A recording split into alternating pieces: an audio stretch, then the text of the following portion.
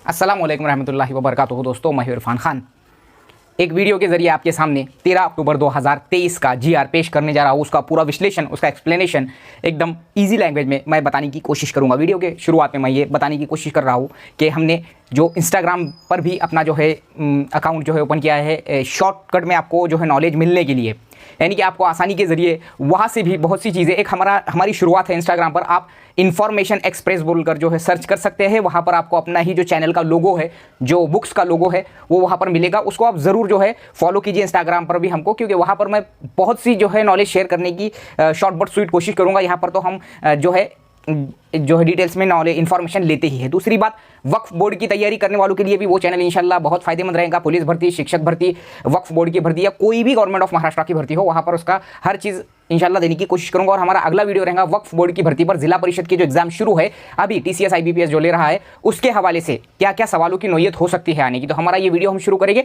ये वीडियो जो है बाइलिंगुअल है, क्योंकि हम दो लैंग्वेज में आपको एक्सप्लेन करने की कोशिश करते हैं, तो इसलिए पूरे बने रहिए और पूरा वीडियो देखिए। चलिए शुरुआत करते हैं। 13 अक्टूबर सन 2023 को एक जीआर आया है, पवित्र पोर्टल शिक्षक भर्ती। जीआर आना, बदल होना और विवाद होना, कंट्रोवर्सीज होना, ये कुछ नया नहीं है शिक्षक भर्ती के लिए स्पेशली। बाकी भर्तियाँ आसानी से हो जाती है, ये भर्ती कभी आसानी से होती नहीं है। यहाँ फ्रस्ट्रेशन, टेंशन और साइकोलॉजिकल टॉर्चर ज़्यादा है।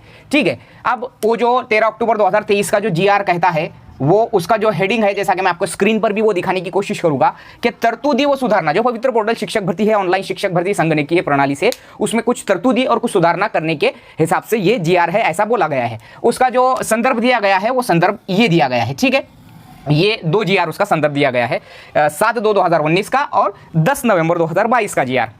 आता या जागी मी टोटली तुम्हाला एक्सप्लेन, म्हणजे एकदम इजी लँग्वेजमध्ये तुम्हाला मैं स्पष्टीकरण देना रहा हूँ या जीआरचा एकदम सोप्या भाषेत, शॉर्ट बट स्वीट। तो उम्मीद है कि आपको जो है पूरा वीडियो पसंद आएगा।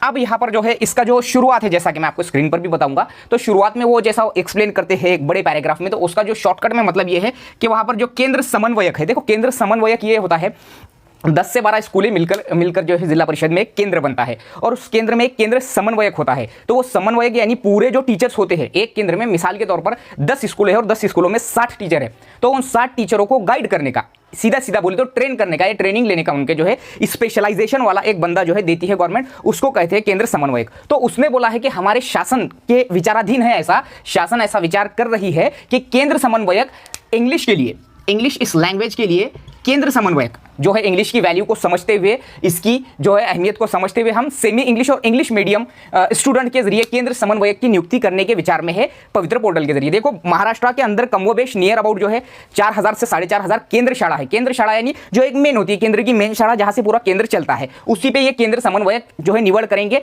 इंग्लिश मीडियम से, सेमी इंग्लिश मीडियम से, ऐसा उनका कहना है। ठीक है, यहां पर यह बात बताई गई है, ये उसका जो है पूरे पैराग्राफ का मतलब है।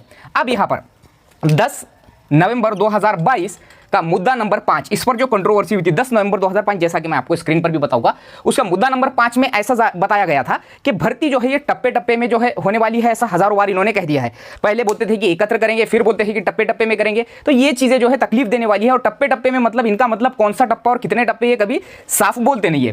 टप्पे टप्पे में जो है करने वाले हैं, तो टप्पे टप्पे में भर्ती होने की वजह से कोई एक ऐसा बंदा है, ये कहता है, ये जीआर 10/11/2022 का जीआर कहता है कि एक ए शख्स है, उसकी निवड़ कहीं पर हो गई। देखो 2019 में क्या था कि कोई एक बंदा है, अगर उसकी एक बार निवड़ हो गई तो पवित्र पोर्टल के सिस्टम से ही बाहर हो जाता है। ठीक है, बाद में जो ये जीआर बोलता था कि एक बंदा है, वो अगर उसका सिलेक्शन हो भी गया और उसको वो चीज पसंद नहीं आई, फिर उसका दूसरा टप्पा उसी भर्ती का, सेम भर्ती का, नेक्स्ट स्टेट नहीं, उसी भर्ती का दूसरा टप्पा अगर आया, तो वो उस टप्पे में प्रेफरेंसेस भरने के लिए उस मार्क्स के बेसिस पर जो है एलिजिबल है। अब यहां पर हो चुकी थी कंट्रोवर्सी। अब जब वो अगले टप्पे में अप्लाई करेगा, तो यहां ये क्लियर नहीं बताया गया था कि एकदा निवड झालेला उम्मीदवार पुनः गुणवत्तेच्या आधारावर, यानी कि उसकी जो गुणवत्ता है उसके बेस पर वो दोबारा ट्राई कर सकता है। तो उसका जो स्पष्टीकरण उन्होंने दिया है, उसकी जो तरतूद, जो मैं आपको स्क्रीन पर भी बताऊंगा तरतूद बोलकर, तो वो पूर्वीच्या गटासाठी पात्र नसून, अब ऐसा बोला गया है कि अब मिसाल के तौर पर कोई ए शख्स है, वो पहले 6 से 8 पर उसका सिलेक्शन हो गया, तो वो अब उस पद के लिए उस जो है मार्क्स का इस्तेमाल नहीं कर सकता, वो 6 से 8 के ही बाहर हो गया। लेकिन बड़ी ताजुब की बात है, बड़ी कमाल की बात है कि ऐसा क्यों, जबकि उसका सिलेक्शन एक बार हो चुका है। तो वो 9वीं 10वीं के लिए अगर अप्लाई करना चाहता है, अगर वो एलिजिबल था होगा, तब वो बीएड होते हुए भी 6 से 8 पर लग गया और उसके मार्क्स अच्छे हैं, तो 6ठी 7वीं 8वीं पर तो उसको नियुक्ति गवर्नमेंट दे देंगी। लेकिन उसको 9वीं 10वीं 11वीं 12वीं अगर वो उतनी एलिजिबिलिटी रखता है, उस टाइम पर रखता था होगा, अगर उसको लगता है कि मुझे ऊपर हाई लेवल पर जाना है, तो वो जा सकता है, लेकिन रिवर्स जो है उसी पोस्ट पर वो आ नहीं सकता। ठीक है, यानी उसी गट से वो बाहर होगा, ये इसका मतलब होता है, जो मैंने क्लियर कट आपको समझाया है। मुझे उम्मीद है कि आप समझ गए होंगे। अब ये जो कंट्रोवर्शियल मुद्दा था उसकी तरतूद करके उन्होंने कहा कि फिर से उसी गट के लिए वो पात्र नहीं रहेगा। ओके, अब जो है निकष, जो समन्वयक, जो केंद्र समन्वयक, उसके लिए क्या निकष रखे गए हैं, यानी कि क्या उसकी पात्रता रखी है उन लोगों ने। मैंने जैसा बोला कि इंग्लिश मीडियम की बात, तो सबसे पहला पॉइंट है उस शख्स को जो है प्रेफर किया जाएगा जिसका पूरा एजुकेशन, देखो पूरा एजुकेशन यानी वो बता रहे हैं कि व्यवसायिक और शैक्षणिक अर्हता, यानी उसका पहली से लेके तो डीएड, अगर वो बीएड है तो बीएड, तो ये पूरा की पूरा 100% इंग्लिश मीडियम में है, तो केंद्र समन्वय। अब केंद्र समन्वय को तुम किसी स्पेशल कोई शख्स समझो मत, वो टीचर ही होता है, उसकी निवड जिला परिषद के ही थ्रू यानी कि शासन के ही थ्रू होंगी, वो टीचर ही बोला जाएगा, लेकिन वो केंद्र का जो है, केंद्र को रिप्रेजेंट करता है, केंद्र में ट्रेनिंग लेता है, जो एक ट्रेनी बोलकर ट्रेनिंग लेता है वो, तो उस हिसाब से उसको केंद्र समन्वयक नाम दिया गया है। ठीक है, अब केंद्र प्रमुख की भी अगर मैं बात करूं तो केंद्र प्रमुख का जो लेवल होता है, जो ग्रेड पे का लेवल या जो पेमेंट का लेवल, तो नियर अबाउट ये जो पात्र मुख्याध्यापक होता है उसके ही लेवल का होता है। केंद्र प्रमुख भी ये टीचर में से ही जाता है। तो एक ऐसा हमारे टीचर में का एक मेन टीचर जो केंद्र में इंग्लिश की ट्रेनिंग लेगा, केंद्र समन्वयक, उसकी अहमियत को समझते हुए उन्होंने पात्रता बोली है कि संपूर्ण शिक्षण, सबसे पहले उसको चांस, उसको मौका या उसका सिलेक्शन जिसका पूरा एजुकेशन डीएड बीएड तक इंग्लिश में हुआ होगा पूरा 100%। उसके बाद में संपूर्ण शिक्षण इंग्रजी माध्यमातून व शैक्षणिक व व्यावसायिक अर्हता जो है इतर माध्यमातून, यानी कि उसका दूसरे नंबर पर उस शख्स को जान जिसका पूरा एजुकेशन यानी कि 12वीं तक का उसने इंग्लिश मीडियम से पढ़ा हो, लेकिन उसका डीएड और बीएड किसी भी मीडियम से हुआ होगा, किसी भी मीडियम से, ऐसा उसका मायने है। तीसरे नंबर पर उसको चांस 12वीं पर्यंत इंग्रजी माध्यम व व्यावसायिक व शैक्षणिक अर्हता इतर माध्यमातून, यानी कि जिसका 12वीं तक का जो है एजुकेशन वो इंग्लिश में हुआ है, आप स्क्रीन पर देख रहे होंगे 12वीं तक का जो है इंग्लिश में, और व्यावसायिक वो जो क्या बोलेंगे शैक्षणिक अर्हता इतर माध्यम में। उसके बाद में 10वीं पर्यंत, अब 10वीं तक का जो मीडियम है जिसका, उसको चौथे नंबर पर 10वीं तक जो इंग्लिश मीडियम में पढ़ा है, और उसके बाद में उसके बाद का 10वीं के बाद का यानी कि 11वीं से लेकर तो डीएड बीएड तक का टप्पा किसी भी मीडियम में उसका होगा, तो उसको चौथे नंबर पर प्रेफर किया जाएगा, यानी उसको तरजीह दी जाएंगी।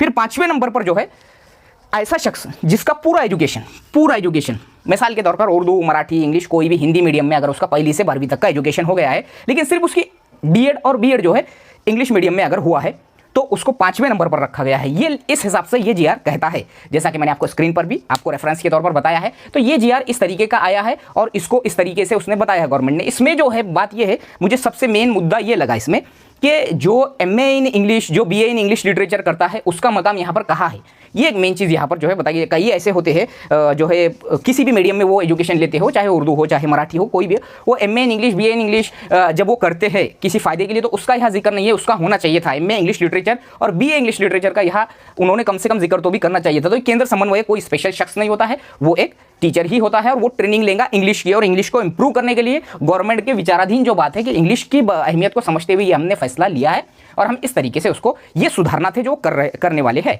अदरवाइज ये जो चीज़ें थी मुझे उम्मीद है कि पूरी आपके समझ में आ गई होंगी, और एक एक पॉइंट को मैंने क्लियरली आपको समझाकर बताया, विद रेफरेंस भी बताया हूँ। मे भी पॉसिबल है कि कहीं कुछ गलतियाँ हो जाती है, तो उसके लिए मैं जो है गिल्टी फील करता हूँ। कभी कुछ समझाने में, कभी कुछ करने में हो जाती है, तो भूल चूक देने घेने ऐसा जो होता है, तो वो थोड़ा बहुत अवॉइड किया करो या मेरी नज़रों में लाकर दे दिया करो, ठीक है।